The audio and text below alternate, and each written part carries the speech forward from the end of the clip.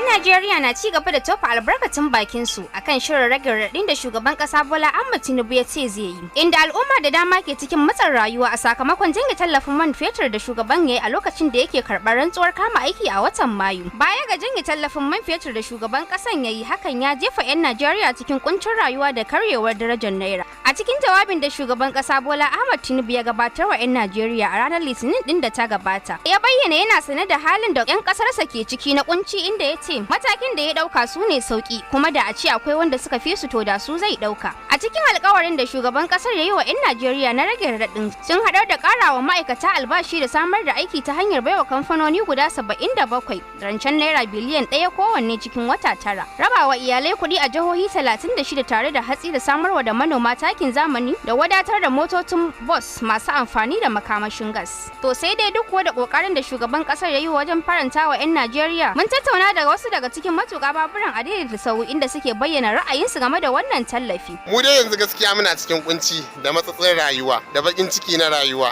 Masifu sun mana yawa, kayan masarufi yayi tsada, kayan abinci yayi tsada.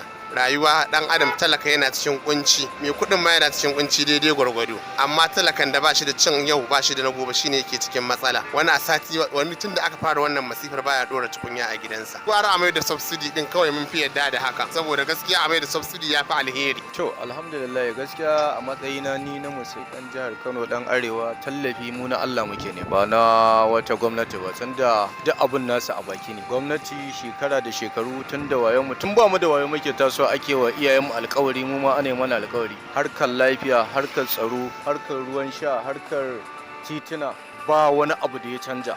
So duk wannan abin da suke faɗa duk ƙarya ce. In an zo an ce an baka an cire tallafi, daman interest ɗinsu ne, su jami'an gwamnati ne da 'yan siyasa, yawancin su gidajen mandin nasu ne. Idan aka mayar da hida yanda yake, shine za mu ɗan jira sauƙin raɗaɗin. A dama an ce za a yi mana, ba a yi mana ba.